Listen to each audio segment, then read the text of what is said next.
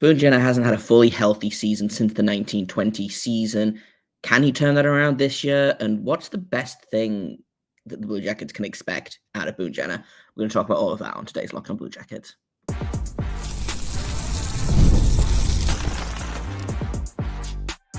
You're Locked on Blue Jackets, your daily podcast on the Columbus Blue Jackets, part of the Locked on Podcast Network, your team every day.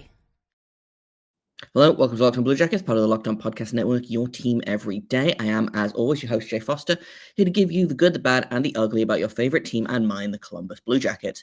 Before we get things started, I want to thank everyone for making this your first listen of the day every single day. Locked on Blue Jackets is free and available on all podcast platforms and over on YouTube.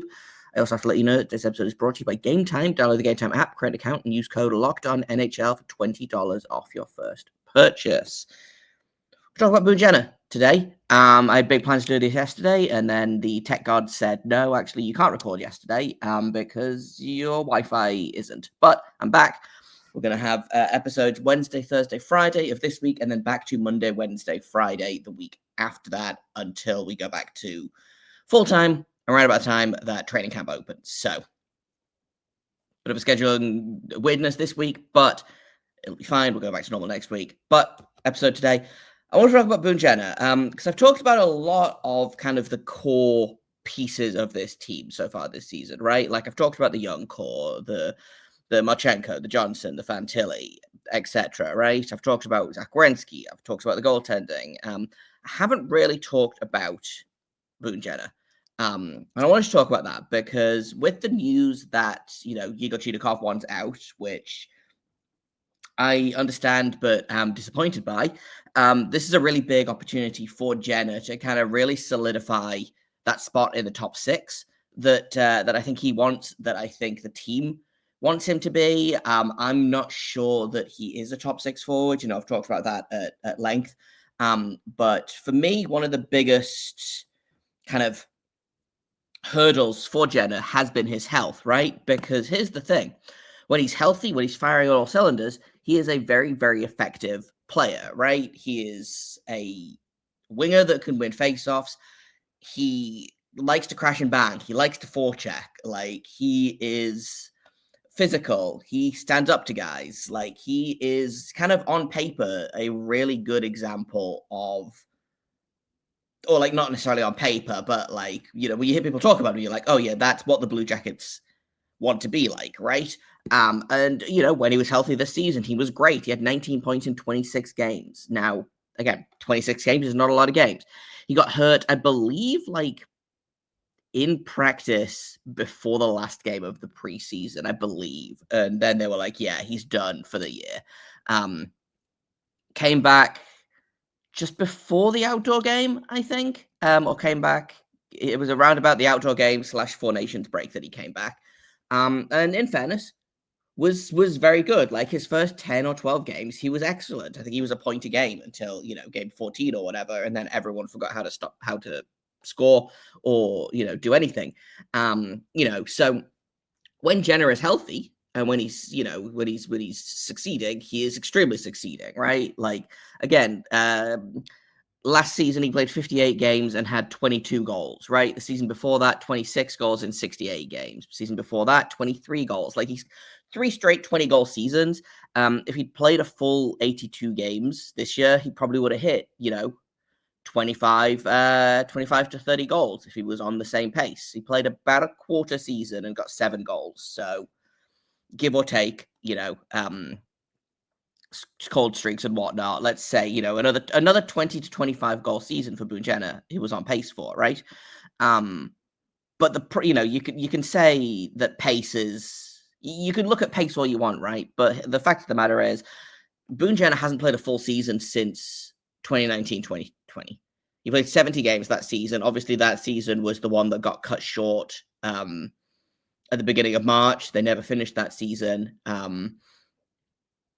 They had the play-in round, and then, the season after that was also condensed. Didn't start until January, I feel like.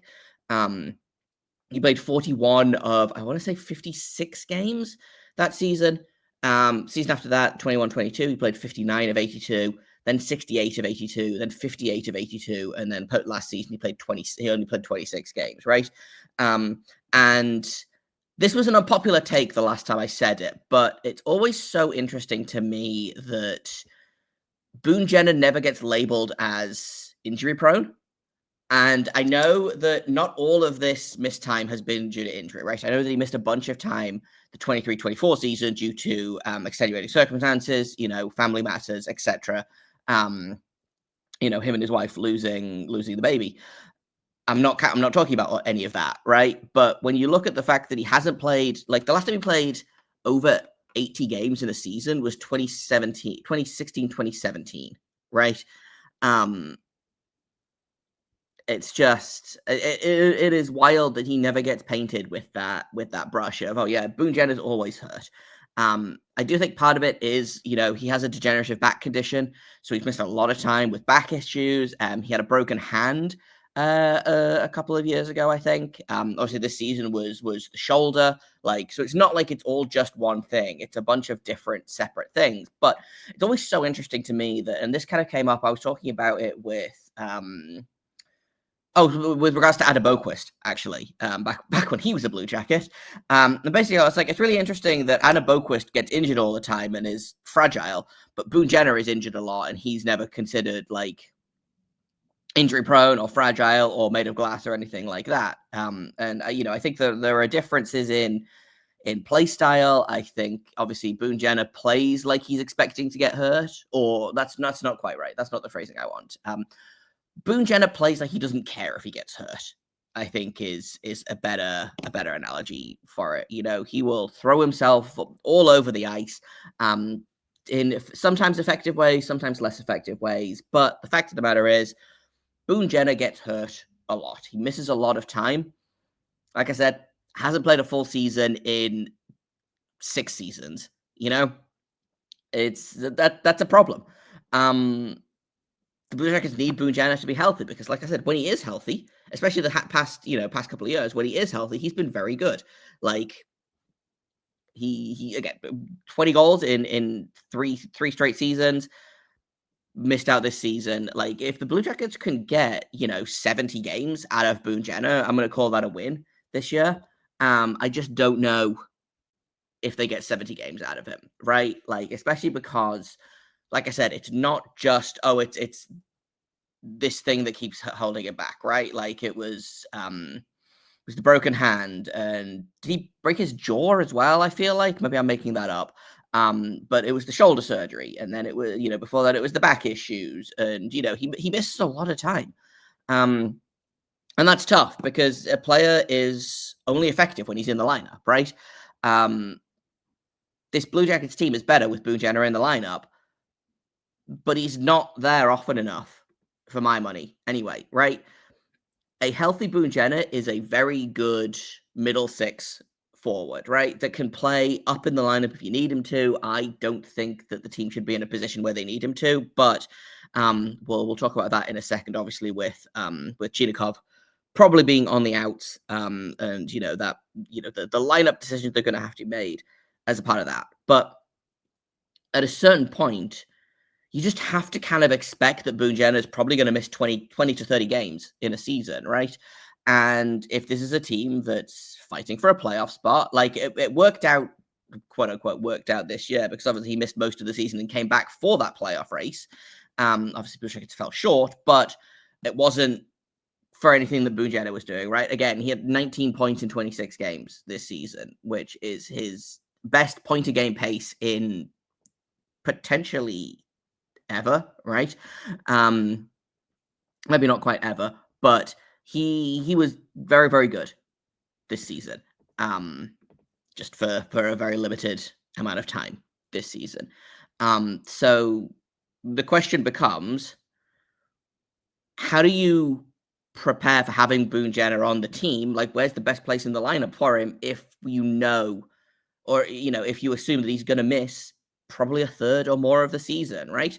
So we'll take a quick break, and then I want to talk about lineup decisions and what the loss of presumed loss of Chinikov is going to do to the left wing side of of this team. So we'll do that in just a second here at Locked On Blue Jackets. First, I'm going to tell you about Game Time. Have you ever decided at the last minute to head to a ball game with friends or family? Maybe it's game day, you suddenly realize you want to be in the stands. That's exactly where Game Time comes in. It's the easiest way to grab last minute tickets without the stress, and with the money you save on tickets, you can spend on food, drinks, merch, or even invite another friend to come along with you. Game Time makes all that possible. Prices on the app drop the closer you get to first pitch, and they've got incredible last minute deals, clear seat views, and a lowest price guarantee that takes the worry out of buying. I did this all the time when I was in California. We would finish work and we'd be like, oh, hey, the Sharks play tonight. Let's pay $19 for a Sharks ticket and just head straight out. Like, Game Time is the best place for it. They've got the best prices. If you find tickets in your section and row for less, they will credit you 110% of the difference. And you can get your seat views in the app before you buy, so you know exactly what you're going to see, and you're not going to get stuck with one of those big concrete pillars in front of you, so you have to lean or miss half the game. Take the guesswork out of buying tickets with Game Time. Download the Game Time app, create an account, and use code LOCKEDONNHL for $20 off your first purchase. Terms apply. Again, create an account and redeem code LOCKEDONNHL for $20 off. Download the Game Time app today. Last minute tickets, lowest price guaranteed. Welcome back to Locked On Blue Jackets. We're talking about Boone Jenner today, and I want to talk about where he is most effective in the lineup. And here's the thing: is that Boone Jenner has been kind of he's played a thankless role on this team for a few seasons now, right? Which is he's kind of just played wherever they need him and been criticized by myself included. For not being good enough in some of those positions, right? Like there was a long stretch of the past kind of 5 seasons ish, where he was the number one center on this team. That's a problem, right? And like that's because the team was bad. They didn't have basically any legitimate centers. Like after Pierre-Luc Dubois left, they've basically kind of been just scrabbling to put centers together and hope for the best. Boone Jenner is not a number one center. Boone Jenner is not a center, right? He's very good at faceoffs. I will give him that. Like he's one of the best on the team at faceoffs. It's him and Sean Monahan really kind of holding the old faceoff ship together. So I am fully okay with him, taking the faceoff. I just think that his game is much better when he plays on the wing and when he plays the perimeter of the ice, right? Like if he's in the middle of the ice, I don't think he's as effective. But you put him on the outside and he just will, if you lose the puck, he is going to go and get it back, right? Like it's a very similar style of play to Nick Foligno, who I also think was, he played center for a lot of time on this team and was actually much better as a winger. Boone Jenner is a very capable third line center that can potentially play second line center. And honestly is probably gonna have to, depending on, again, like I did an episode a couple of weeks ago where I kind of looked at what the lineup is gonna look like, and I did kind of leave a little bit underwhelmed by the left wing depth. Right now, it's Dmitry Voronkov on that top line. I ended up putting Cole Sillinger on that second line, Boone Jenner on the third line, and then kind of Chinikov on the outside looking in. And if we assume that that's the case, like you could probably flip Jenner and Sillinger and not really get much of a difference. I think Sillinger has a higher ceiling, but is still working to get there. I think Jenner is, for better or worse, you know exactly what he is and what you're going to get. So it really feels kind of interchangeable for those two, but that does feel like, well, there's your top 9 left wings, right? It's going to be Voronkov, Sillinger, and Jenner. The ideal is that he plays on the third line, right? Because I think that he is a guy that can cope on the second line. But if you look at, like, for example, so the third line that I had was Jenner, Charlie Coyle, and Mathieu Olivier. That's a very good third line, if you ask me. Like, that's a third line that is going to be really annoying to play against. And that's kind of what you want your third line to be, right? There's some offense there. There's some goals in there. Obviously, Mathieu Olivier almost scored 20 goals this season. Boone Jenner should be good for 20 goals if he stays healthy. Charlie Coyle adds some dimension to that line. And I think is going to be a decent third line center for this team. Like that's a good third line, that's not a good second line. And if Jenner ends up having to play in the top six, I think that is a bad sign for the team as a whole, and also a bad sign for Jenner, because I think he's going to be more effective on that third line, playing against weaker competition, playing fewer minutes. Again, Boone Jenner was very effective this season. He also played 2 minutes less than he's been playing on average, or over 2 minutes less than he's been playing on average the past 3 seasons, right? Like, he played just under 18 minutes a game on average this season. Last season, 20 minutes and 6. The season before that, 2012. The season before that, 2028. Like, I just don't. Again, this might be down to a durability thing. This might be down to the fact that he is starting to decline as a player. I think he's what, 32. I think. Yeah, he's like 6 months younger than me, which makes me feel old as the hills. But he is starting to decline as a player, and I think giving him less minutes means you're going to keep his legs fresher, you're going to keep him fresher, and you're going to get better results out of him, right? Like, people always look at points and be like, well, he only had X amount of points in, this many games. But what people don't tend to look at is points per 60, right? Which is very different to points per game, because if someone's getting 20 points a season, but they're only playing, 10 minutes a night, someone who's getting 30 points a season but plays 20 minutes a night, there's a disconnect there, right? And I think that what you're going to see, the less that Jenner plays, is the better he'll be, the more points you'll get, the more effective he'll get. He's not a player that is built to play. He's not Zach Werenski, right? He's not built to play 26 minutes a night. I don't even know that he's built to play 20 minutes a night necessarily. I think, especially, I'm not suggesting that his injuries have come from him being overplayed, right? Like, again, it's a broken hand is a broken hand. A broken jaw is a broken jaw. Like, you can't cardio your way out of those things. Like, you can't cardio your way out of a separated shoulder. But as he continues to age, and also as the kids around him get better, the hope is that Cole Sillinger will replace Jenner in basically every aspect, right? Of being that guy that can play up and down the lineup, that can play power play, can play penalty kill, can do, the organization thinks very highly of Sillinger as a young leader on this team, right? Like, there's something there, and I don't know who the next captain is going to be after Boone Jenner, but Cole Sillinger is my, and I've talked about this a little bit before, like, he's my underrated pick for future captain of this team. I think this team is mostly opposed to picking the best player to be the captain. And that's not to say that the previous captains have not been great captains. I think Nick Foligno was kind of widely looked at as one of the best leaders in the NHL, right? Jenner, I think, is a more underrated version of that, but I think that, the hope is that as Jenner kind of goes like this, Cole Sillinger will be going like this, and they'll meet in the middle, and then, eventually Sillinger will take on a lot of Jenner's responsibilities. And that to me feels like he's in that perfect time for it. Like, he's still young enough that he can be effective on this team, but he's starting to get to an age where, you should be limiting his minutes. You should be keeping him fresh. You should be playing him against weaker competition. Like, I would much rather have Jenner absolutely killing at his minutes if he's playing 17 minutes a night, let's say, than playing 20 minutes a night and struggling, right? Even though he can play 20 minutes a night, that doesn't mean he should, right? So I still think third line is the best place for him.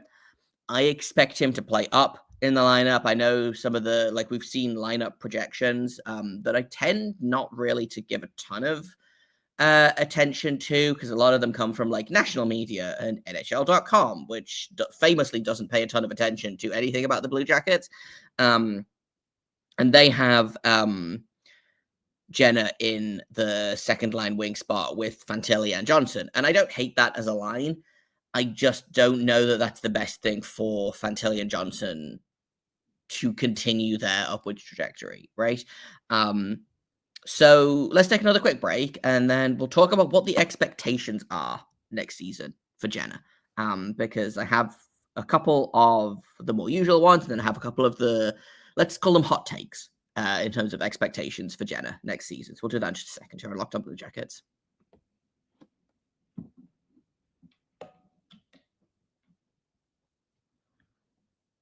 Welcome back to Locked On Blue Jackets. Talking about Boone Jenner today. Can he stay healthy? What's the best place in the lineup for him? Like, how important is he to this team?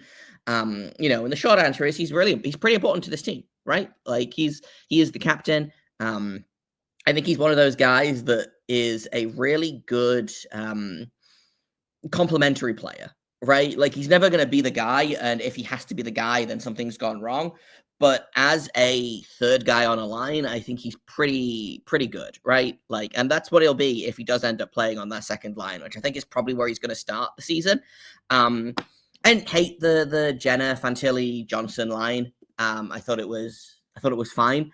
I don't know how I feel about being like the best option, but with the Blue Jackets not ending up upgrading with the top six and like potentially downgrading, like you can go either way with, Chinikov. You can see him as a subtraction from this team. You can see him as like, oh, it's no loss, whatever. And it really comes down to, well, what his potential is going to hit it, right? Because I do think that a healthy firing on all cylinders Chinikov is better than a healthy firing on all cylinders Jenner. But Chinikov's unhappy. He wants out. And he's also never healthy anyway. So, like, it really comes down to, like, it's irrelevant, right? Blue Jackets, either way, the Blue Jackets didn't upgrade at forward, really. They got a little better in the bottom six, but I don't know if I've talked about this on the show, and we'll not get, like, too deep into it because this is not, like, what the episode is about. But I think a lot of people think that you improve your depth by just getting better depth players instead of getting better top flight players, and pushing the like tweener guys down the lineup, right? Like, Florida, I think, is a really good example of this. Like, they've got Matthew Tkachuk playing on the second line on probably 25 teams. He'd be a top line winger, right? Like, maybe that's an over exaggeration, but and with him, that pushes other guys down the lineup, like Anton Lundell. It pushes Eetu Luosterainen down the lineup. Like, the young guys can't really get a look in, and they bring in better guys at the top to push guys down the lineup. Carolina is another really good example of this, right? They're bringing Nikolai Ehlers. That's going to push to middle six. That's going to push top six guys to the middle six and middle six guys to the bottom six. Like, that's how you build depth, right? It's not just get better depth players, but beside the point. That's a tangent I didn't mean to go on. The Blue Jackets didn't improve their top six, right? Their top six is probably going to be pretty much what it was at the end of last season. Depends on what you think. It depends on what you think you're going to get from Jenner, right? If you get last season's Jenner for a full season, then you're laughing, right? Like, he was on pace for, what I say, like 25 goals. Probably 40-ish assists. So that's what, like 60-ish points. Now, his career high is 49 points. So, like, we shouldn't really expect that from Jenner. But again, I think if he plays up in the lineup, then it'll be it'll be interesting, I think, because if you play with more skilled players, you're going to get more points. But if you play against weaker competition, you're also going to probably play better, right? So it really, really does depend on, like, what kind of what's the word I want? What aspect of the game you go for, right? Like, do you attach him? Do you make him the third guy on the second line, or do you make him an equal part of the third line, right? And I still think that third line is the best place for him. But if you're going to play on the second line, like, Fantilli and Johnson are really, really great line mates for him, right? I'm just looking up what their because they did play together for part of the season, and like it was a solid line. They only played about 72 minutes together, but they had an expected goals for percentage of 61.5%. They I don't have the actual goals number in front of me. Here we go. They had 71.8. They outscored opponents 8-3 when they were on the ice. And again, that was the equivalent of what, like 4-ish games together, 3 or 4 games together.